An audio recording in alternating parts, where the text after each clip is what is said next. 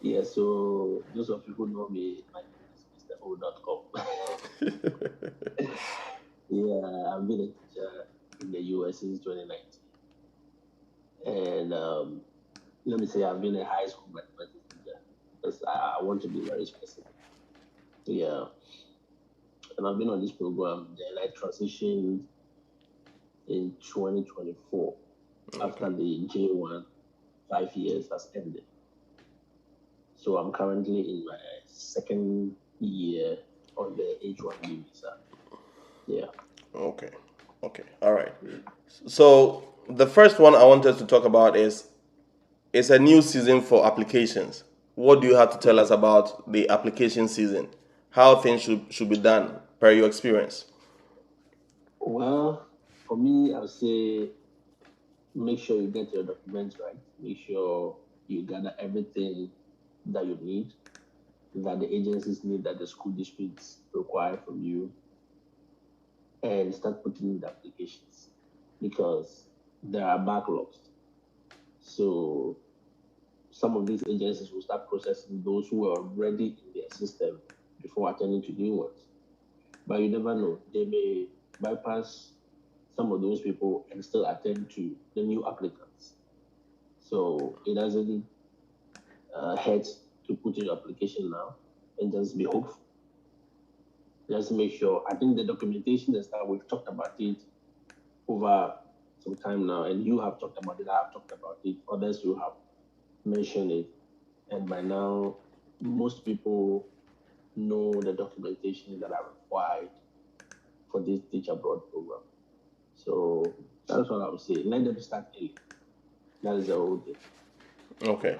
So if you did not hear Mr. O, you said there are several years of backlog. Yes, it is true. Yeah. I met Cindy of Faces some time ago, and he said Hmm. every month they get about 5,000 applications from Ghana. Yeah. Yeah. 5,000 applications only from Ghana. And so, Hmm. guys, make sure you are prepared for this journey. All right, Mr. O, the next thing is how should be the composure of our new teachers, those who are able to relocate to the US this summer and who are yet to Hmm. even come in September and in October? What should be their composure? What should they be expecting? Well, I think with especially on my platform, both Facebook and YouTube, I've talked about it a lot. You need to come with a clean mindset. If I mean clean mindset, I'm not saying uh, morally or anything, but in all areas, but especially in the way you teach as a teacher. We back home have lived and developed a certain way of delivering our lessons as a teacher, and we were trained in a certain way. Where, in fact, there are other things that affected the way we deliver our lessons, our cultural values, our personal values, our relationship with students, and all that. So it is good we leave all those things behind and come ready to learn, ready to unlearn some things and learn new things in order to apply them here because teaching here is totally different. The attitude of the students, the requirements from administration and the school districts, they are not the same. A lot will be required from you. Everything you learned in the university, they want you to put it to use. Yeah. So you have to come with that kind of attitude and also come with a learning attitude. Because some of our colleagues come here, they don't want to learn. They don't want they want to just do the things they were doing back home, which is wrong. So in recent times we know that a lot of them have got cancelled Yeah. and they were not renewed. So I would say, hey, if you have got opportunity and you are here, thank God. Then again, the next step is how do I become successful in this whole program? Even if you intend to stay here for just 2 years, make the most out of it and leave the best of Mark behind. That's all. Yeah. Okay. All right. So just to add to the recent cancellation of, should I say, appointment or program, there was Hmm. this Ghanaian who came through Faces. I think Yeah. Unfortunately, he spent only 2 weeks. 2 weeks in South Carolina. What do you think was the cause of such such problems? I may not know the specific situation that the person was in, but as I said before, I've heard a lot of things, and I've also seen and interacted with a lot of people. Attitude towards our work is about one thing that is affecting our people. They come with a certain mindset that it is the same way. This is once a teacher, always a teacher. No, it is not like that here. You can be a teacher today, tomorrow you can lose your job because of something very little and minute.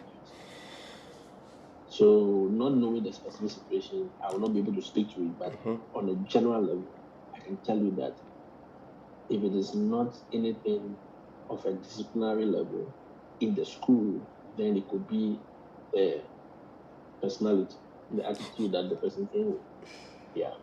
Okay. I don't know if you know the specific situation. Maybe you can share. But all right. So from know the details, yeah. From sources, what they are saying is classroom behavior management. I was going to ask, is this whole job about content or classroom behavior management? Because we've heard countless of information from people who are sacked based on classroom behavior management. What is it about? Is it that we don't know our content, or it is true that it is classroom behavior management problem? Boss, it has nothing to do with content. If you want to talk about content, Ghanaian teachers, African teachers, we have the content. Because we know how we were trained in our universities. It was heavily on content. So we know our content. If you put all our teachers to test right now, they'll pass. Give them the Praxis test, they'll pass. But it is about the delivery. See, I always say that teaching abroad is more of a strategy than effort. Yeah. Back home, we were doing effort. It was effort. We were asserting our voices, we were raising ourselves, we were abusing students. That was our way of controlling them. That was our way of managing our classroom. You understand? And so people come here with the same mindset, thinking that, you can come and just shout at these students, yell at them, talk to them anyhow, and in order to control your class. So they don't avail themselves or open up themselves to learn the processes that has to be implemented. For me, that is the biggest thing, because these students will talk to you in their face. You understand? They can walk to you and tell you their peace of mind. Number one, it could be disrespect. Number two, it could be that is them. It is their culture. Yeah. They are trained to speak up. You understand? But we will find it very awkward a little bit, because we think, why is this student talking to you like that? Why are you able to speak to a teacher like that? I had a teacher here, in fact, not me, but one of our colleagues. He's like, boss, me, I'm a headmaster in Ghana. I'm a big man. I cannot have students, small children talking to me in the house. I say, okay, take your headmaster position and go back. Go back, simple. And go and take your $300. Nobody cares. Simple. If you are here, forget about your headmaster position. In fact, it means you were doing as a headmaster, it was nothing compared to what you have to do here. You understand? So I would say that with the interaction and experience I've had with other teachers all this year, it is mainly about them switching. The switch. Some of them are not able to switch. Okay. You know, they still want to eat their cake and have it. Not that kind of thing. So they go to the classroom with that kind of Ghanaian attitude. It will not work. It will not work. Yeah. All right. Now let's talk about the most important issue for those who are already here in the US. So by God's grace, you've spent your 5 years and you are on a different kind of visa. All right. Now let's talk about processes and timing. when should one be interested in a J1 waiver? Even before that, if you are new here, a J1 waiver is a document that you need in order to acquit the J1 visa before you can be awarded or before you can be given another visa category. So I'm pretty sure Mr. O will explain again. So Mr. O, what is J1 waiver and when should we go for it as new teachers?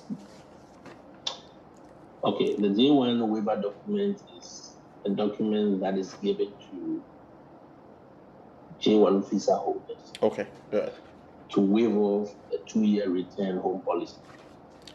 So if you have a J1 visa policy that after 3 years you must go back to your home country, stay there for some time before coming again. Okay. So it's a way of controlling the number of J1 visa holders here. Okay. Right? Because the whole idea of the J1 visa program is cultural exchange. Mm-hmm. So you come here, experience the culture here, change your own, and go back, take the experience back home. And that is all we lost when we were applying for interview. Okay, we signed up that we will return back. But when you come at the point you want to change that status, you want to, because the place is so sweet that you don't want to just leave. Okay, you've seen the opportunities, you've seen the development, you've seen how you have developed as a person. You don't want to go. So you apply for the waiver. And when granted, you can use that to move to other visa status or even other visa types. Okay. Yeah. All right. So basically, that's a waiver. And there are about 4 or 5 situations based on which they can grant you that particular waiver. And the first one, or one of the major ones that we all know about, is the no objection letter from your home country. So they send a letter to your home country to inquire whether they object to you staying beyond the 3 years. So if your home country says, okay, he doesn't owe the government, he's not on any government scholarship or anything, and returning home does not affect us, then they give you that letter, you take it to the USIS, then they will make a decision based on what you are provided to do. Senior. Yeah, and you yourself. The audience are saying your voice is a little bit low, so please increase it a little bit. Is it okay? Guys, is it okay? I'm hearing perfectly over here, so I think it's getting better. So it just get closer to the mic. Okay. Yeah. Okay. All right. So do I have to go over? Oh no. Hey, boss, please continue. Oh no, that's fine. Okay, so basically the waiver will be granted to you, and based on that, you apply for another visa type and move on. Okay. Yeah, so whether you are switching to green card, you are switching to whatever, you still need a waiver to take away that clause of 2-year home return. Yes. Okay. All right. So the reason why I'm trying to let you explain things over here, we've had several situations. Teachers get in here right from the first year, they put in application for waiver. And we are pretty sure that a time is coming. A time is really, really coming, and it is very near. That all these, how should I put it? All this impetuousness from our colleagues is going to land us in a lot of disqualification of waiver applications. So yes, tell us about the timing. What is the exact timing? I think if we want to put time to it, a lot of people disagree with me, but it depends on your individual case. Okay.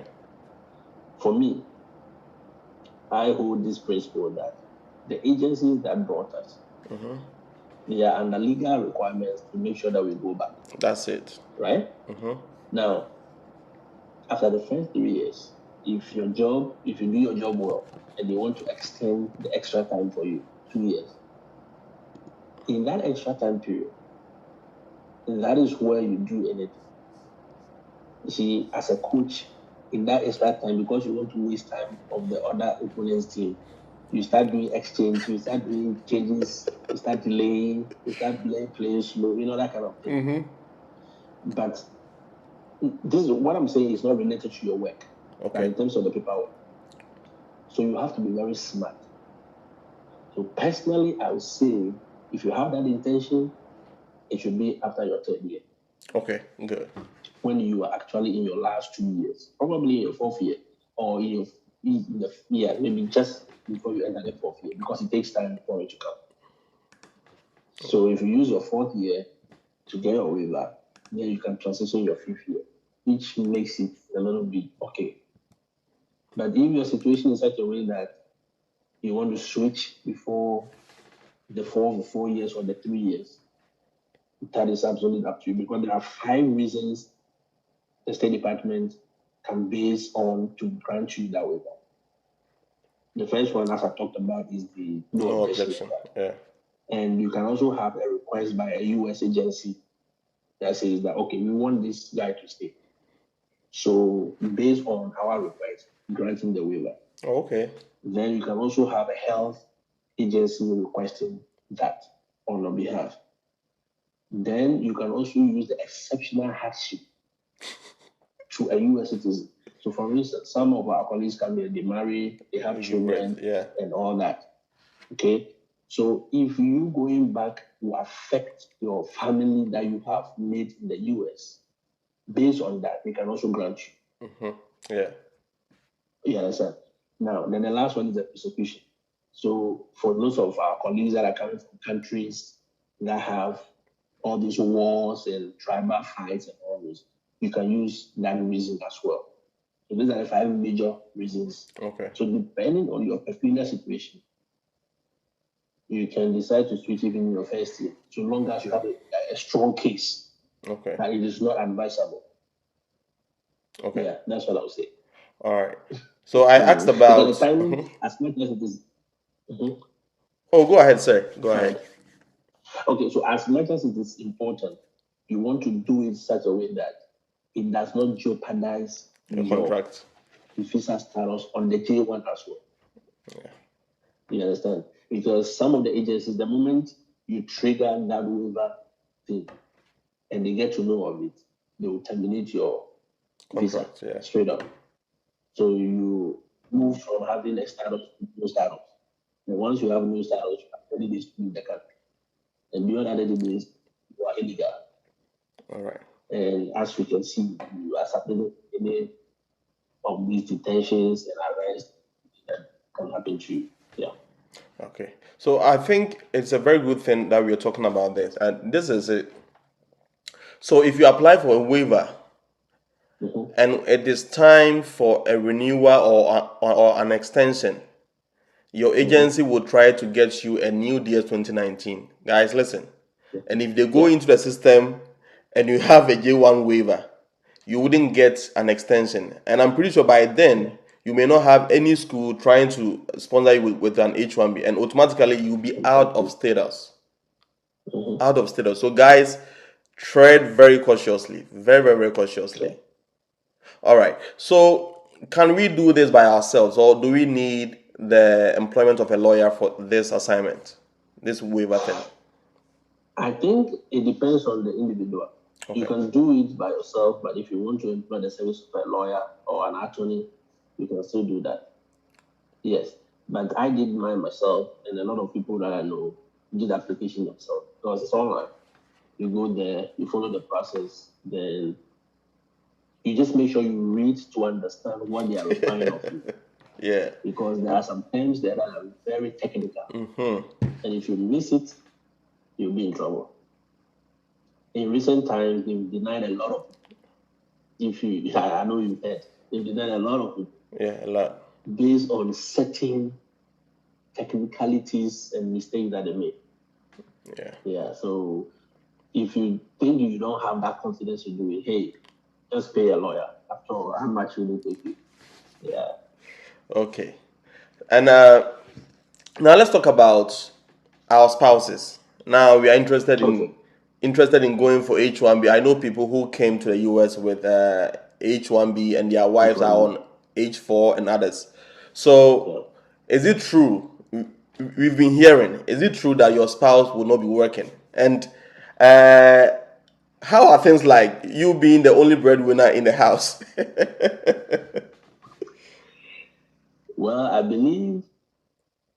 Okay, let me answer the first part. It's true.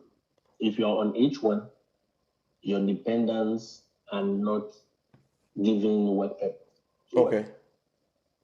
Yes. So unless your dependent can also get an H1B visa, then he or she can work.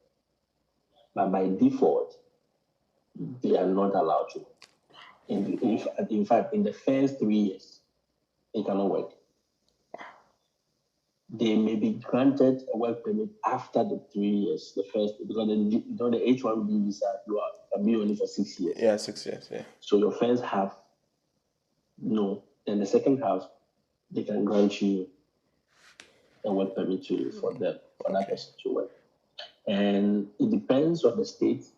It depends on the community you are in. It depends where you are. Okay. It is not as simple as you may think. But it also depends on the individual, how you manage your home, how you handle things. Yeah, take it from there. Yeah. All right. So let's try and envisage someone who has been presented with a job offer with H1B sponsorship and J1 visa sponsorship. Which one would you encourage that person to take? Again, I'll say it depends on the individual. Okay. And that is what I've always told people, that look at your individual situation to make a decision. But again, do not make a permanent decision based on a temporary situation. I like that. You understand? So if you are given these two job offers, sit down. Are you single? Are you married? Okay. Are you single and having children? Are you married and having children? Are you not having children as a single person? Look at all the permutations first now and decide if my child will be 16 years by the time I come to the US. That child by law can work. By 17, by 18, they are working. If I come with a J1, they can work. And they have up to 21 years to switch. Then they can leave your care. All right? Now, if you come with the H1, they cannot work. And if you come with the H1 visa is a dual intent visa. Yeah. Okay, so you can easily switch your green card. You can easily switch in fact, you can switch employers even whilst you're on a H1B. So let's say this year, this is my second year, I could decide that I'm leaving this school to another school. It is called H1B portability. Wow. It's just like you are porting your number from one telephone network to the other. Okay. You don't need to change the device. You just the switch is done in the system, and that's it. Seamless. Then you can move. But on a J1, you cannot switch employers. You are stuck to one employer for the 3 years or for the 4 years, whenever the contract was signed. Then also on a J1, as your dependents can work and they can do whatever they want, in fact, they are not restricted. On the H1, they are. So you ask yourself, where I'm going to take this amount of money. I have 5 children. My spouse cannot work. Can I survive? Can I? If you ask yourself all these questions and other questions, say you are okay, you go with it. But if you look at your personal situation and you realize that I cannot afford to be the only earner in the house, I need my spouse, I need my children to also be earning their own money, then you go for the J1 visa. And just you should know that the J1 will also require you to have a waiver in order to switch. Okay. But for the H1, you don't need that. You can switch to any other visa status anytime you are ready to go. Okay. Yeah. All right. So, guys, if you are in there, Mr. O has been on J1. He has been on H1. He has told you that Yeah. Everything is dependent on your discretion, how you want things to be done. Mm-hmm. But the key thing I'm trying to take from this is, for me, from a little assessment that I made, I found out that it will be very appropriate for me to get it when I am going for an extension, so that even if it takes a longer period in Ghana for it to be approved. But everybody, for your information, I heard you need two approval, one from Ghana and one from US. Is it true, Mr. O? For the waiver? Yeah, for the waiver. You need two approval, one from Ghana and from Wow. Yeah. All right, So you could be approved from Ghana and given the no objection statement, but when it gets here, you'll be denied. So the few people I've seen in recent times, they got a no objection letter from Ghana, brought it here, then the State Department denied. So. Wow. Yeah. Okay. So someone is asking, can you come and work for the first 3 years, and after you bring in your family on the H1B? I don't know if the question is clear. Can you come and work for the first 3 years, and after you bring in your family on the H1B? Yes, you can do that. Okay. Those ones are your discretion. I mean, you look at your situation and decide.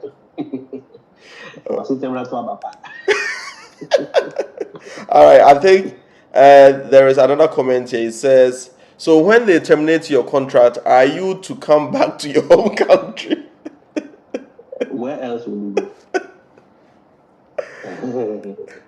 All right, so if your contract is terminated, there is no place else to go unless you want to stay in as an illegal immigrant in a country. And of late, things are not so handsome for people who are trying to stay in here without document. So that is it. Advise yourself and tread very, very cautiously.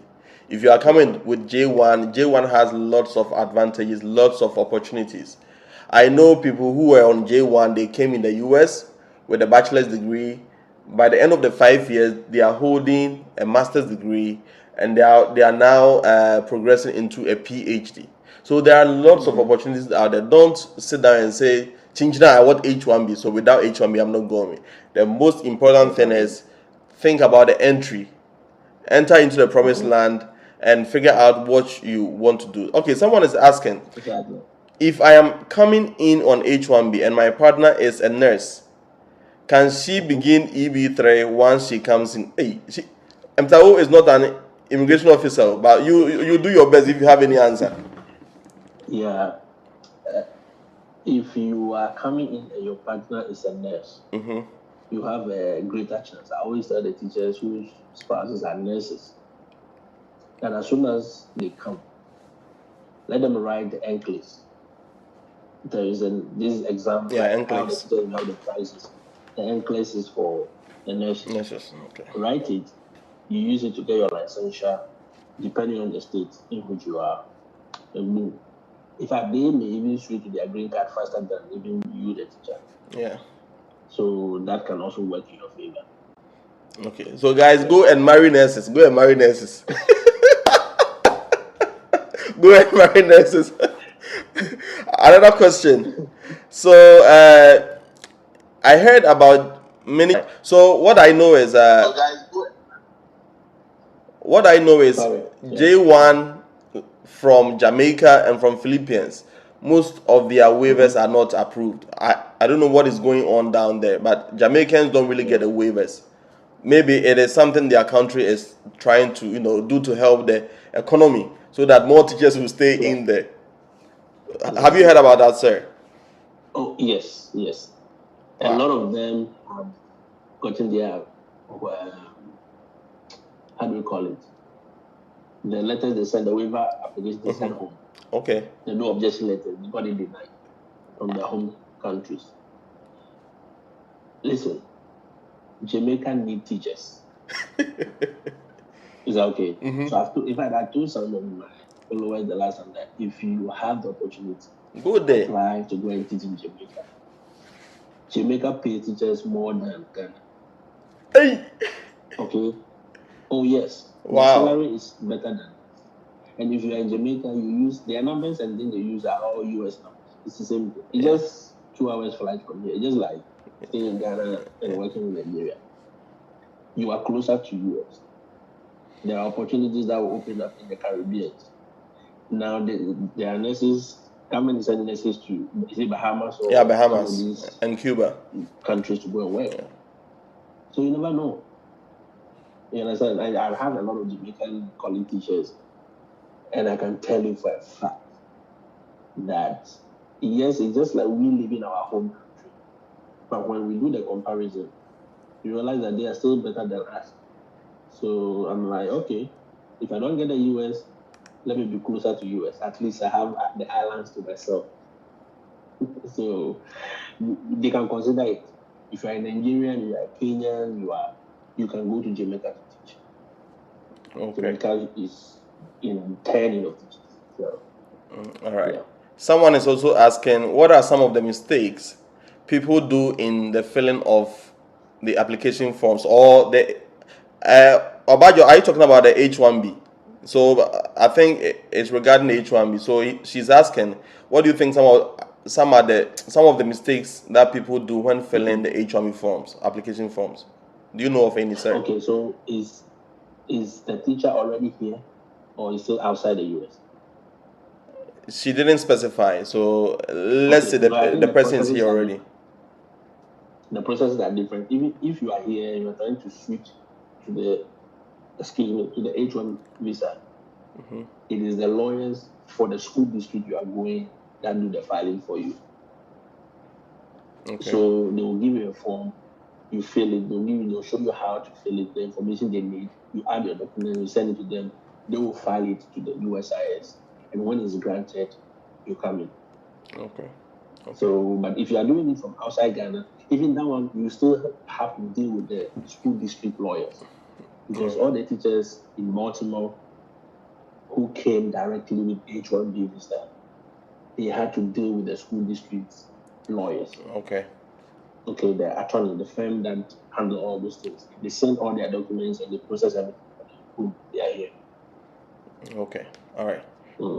Someone is also asking about Praxis. Now, how difficult is Praxis? You being a math teacher, how difficult is it? Like people are so much scared of it. Like they don't write Praxis. If there was a shortcut, you just forgo it and get a license. So how scary it is?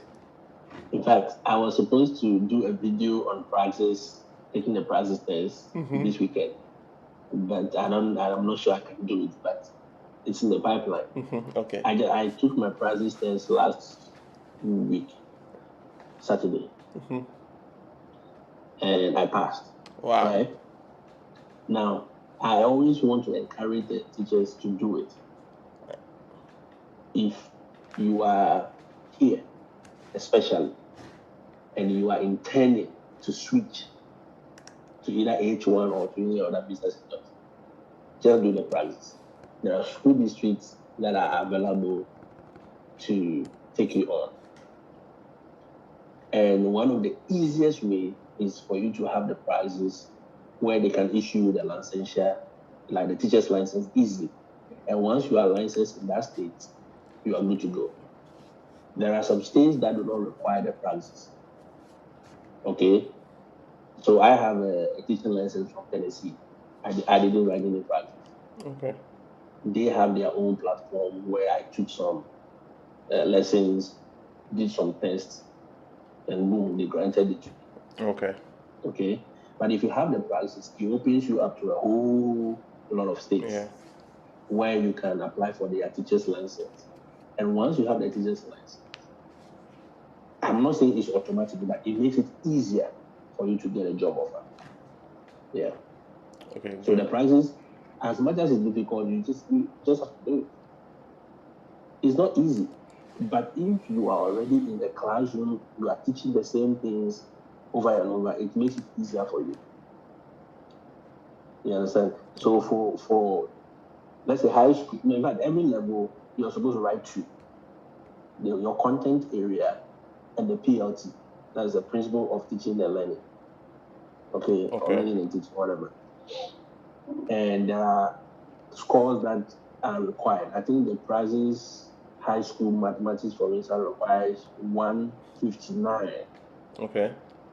That is the curved score. 159. If you have 158, you fail. But 159 and above, there are 66 questions that you need to answer for 2 hours, 2.5 hours. But the PLT is about 120 questions for 150 hours, for 150 minutes. Sorry, 150 minutes. So I wouldn't say it's difficult, but this is a trick. If you see, because in America, for instance, if you are a high school teacher, you are limited to some areas. So, for instance, I've been teaching geometry and statistics from last semester. Now, if I go on a Praxis test, it covers every area from algebra, geometry, statistics, calculus. So imagine I am not learning and I am not abreast with whatever is happening. I'll forget the calculus part. That is where it becomes difficult. So you just have to be balanced and take it. I mean, I encouraged some teachers recently, especially last month, to take it. All of them have passed. Special education teachers, English teachers, and I say, look, just do the Praxis. And once you have that, you have a strong case. Yeah. Okay. So someone is saying he did it for Texas licensure. It was 5 hours for the test, and you need about 240 score to pass. Hey, Charlie, it's not easy. And people also. I think Texas does not do the Praxis. They have their own. Yeah, they have their version. Yeah. Yeah. Okay. Another person is asking. He said, "How can you school whilst you are on J1 visa?" I don't know if you have anything to say about it. Do you know people who got their masters whilst they were teaching on J1 visa? I know one or two. So if you have any, you can just share yours, and I'll add mine to it. I know a lot of people. I know a lot of people who have their master's degree whilst on the J1. There are a lot of schools here who do it online, so you don't need to be in person. It is the PhD that requires you to be in person. Oh, okay. And that demands your time. That is what you cannot combine with. But with the masters, there are so many of them. Yeah. Yeah. And the good news is the tuition fees are very flexible. I know someone who pay $500 every month. Yeah. If you are in Ghana, I'm not pretty sure you'll be able to afford tuition fee of $20,000. But if you are here, you work every month, you take $500 away. Yeah. You can. Yes, it's that simple. All right. And one more thing. Since you are off J1, you are the right person who can talk about part-time jobs. Can we work as J1 people? Because on the Ghanaian platform, as people are afraid and all that. Yeah. What should be the process of securing other part-time jobs? I'll share one or two things when you are done with yours. Part-time jobs. Okay. So for me, I'm going to say these things in two ways. Number one, I'm going to speak to those who are already here, and I will speak to those who are not here. Okay. Let me start with those who are not here. If you are not here yet, and you are dreaming of coming to teach in the US, your focus should be on how to secure a job. I've said it several times on my platforms. Your focus should be on how to land a teaching job, land a principal interview, nail it, and get your visa and come to America. Do not, and I repeat, do not worry your head about the other jobs you are coming to do when you come here. If you do that, you've missed the whole priority. Yeah. Okay. Now, for those who are here on J1 visa, technically, you are not allowed to work. Technically. But there is a caveat that we all use. That so long as it does not conflict with the job for which you were employed, you can do something. Yes. So, for instance, you are a J1 teacher, and after school, you have your time. Maybe you close at 2 o'clock. Some state they close 2 o'clock, some 3 o'clock, some 4 o'clock.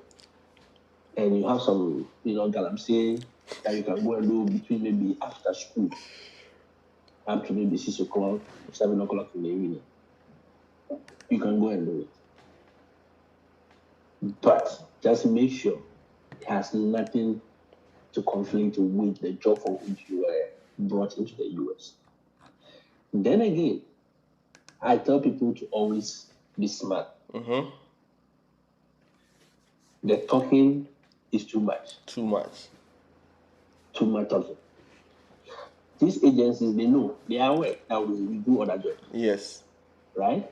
But it depends on how you go about it with, number one, the bank details or your bank transactions. So, for instance, if you are banking with Mr. Yao Bank and your salary and everything goes there, if you are doing any galamsey, make sure you put it in the Mr. O Bank.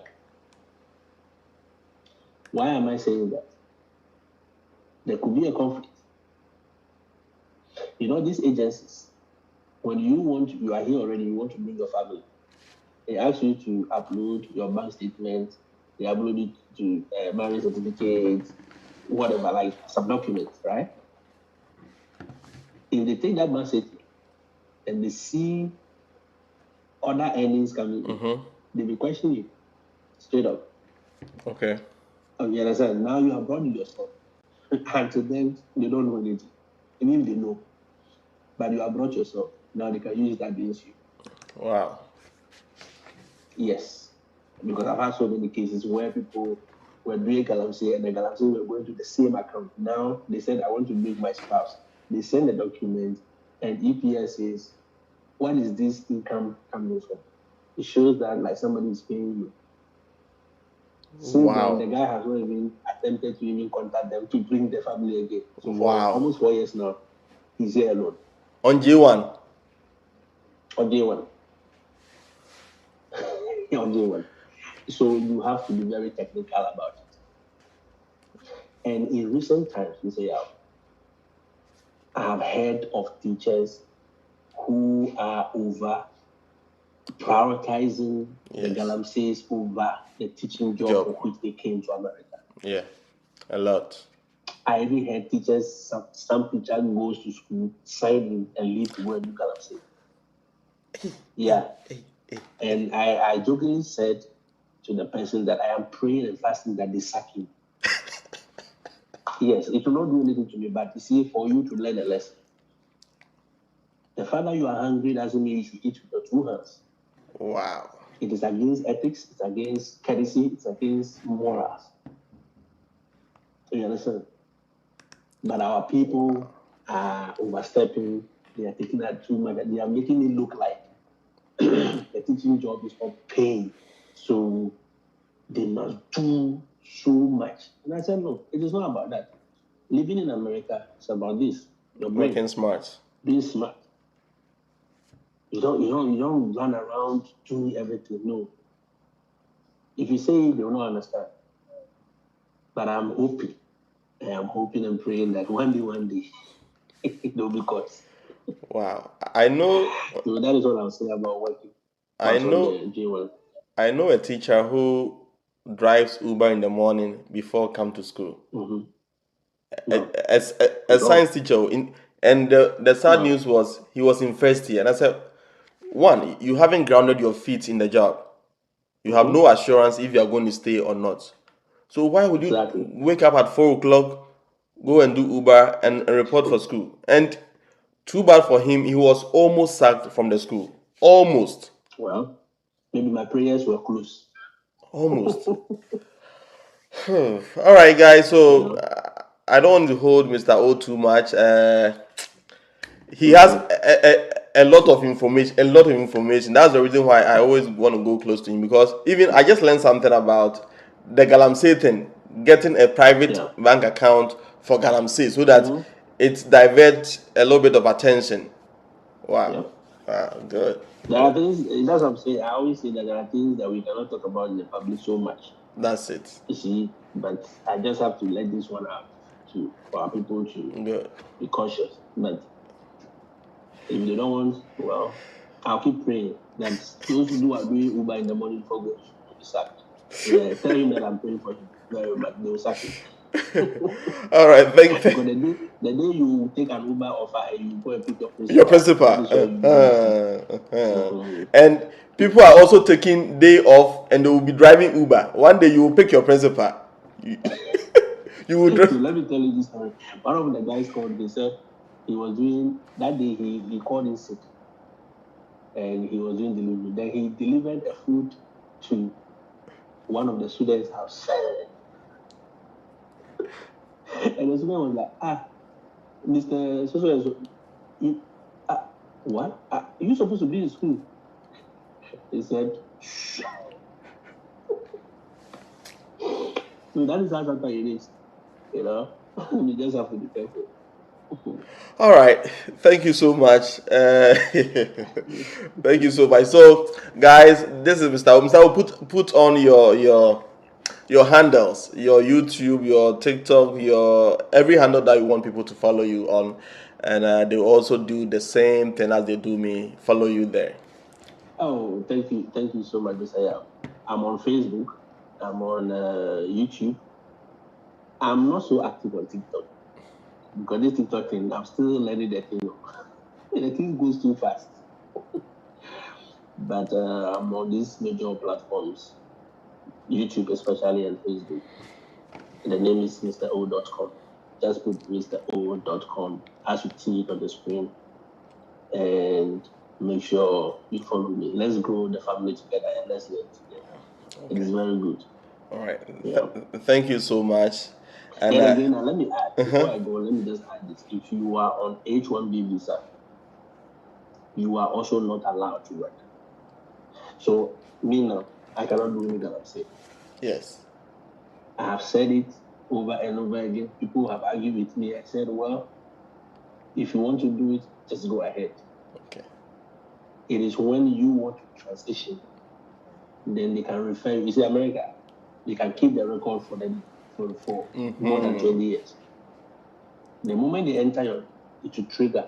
Oh, okay. So when you were on H1, you violated your visa. Okay. Because the visa rule says no other work. You are supposed to be to one employer that time. Good. So let our people be very cautious of that. Okay. So just as you added, so a small research that I made, actually, U.S. Department of State has not stated in the DS 2019 rules that you cannot take part-time job. But as Mr. O said, technically, your sponsors don't want you to take extra jobs that will distort your main purpose of this country or staying in this country. Yeah. So guys, tread cautiously and zip your mouth if you are working any other side hustle. Zip it. All right. Thank you so much, Mr. O. So thank you, sir. We one day talk about this again because and people are even saying today we spilled a lot of secret. But the reason why we're talking about this is Mr. O is no more on J1. So don't worry. There's nothing dangerous about this video. So it's for information purposes, all right? And he's not an immigration officer. Anything that you want to do, please research for yourself. Ask lawyers, ask immigration experts and all that. We are just letting you know the information. There is nothing scary about this video. He is no more on J1, so there's nothing wrong with that. He had to let people know that this is what others are doing, which is wrong. So if you are going to do anything, tread cautiously. That is the key phrase. Yeah, not to cut short, but you see, there is something about that we all forget, especially when you come in and see the opportunities and you are like, I want to be up, right? They know everything. They see everything. If you are not a person of interest, they don't want to marry you. But trust me, if they want to follow you and dig you, and they know, they will get it. So that is all I want people to understand. So don't think you are doing it. No, they know. Good. You understand? And you see, some of our own people also take the information. so they get to know all the back doors and little. But it's just that you are not really a person of interest in them. How much you really cause them to come and going after you for doing that? Say, no, they don't. Yeah. Good. So, yeah. All right. We have a lot to talk about this year. I'm planning to bring a tax expert. I've heard people are trying to, swerve some tax filing and other stuff. Things they go on.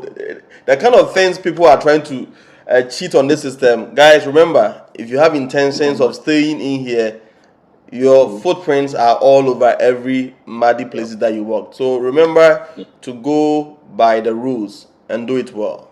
All right, thank you so much.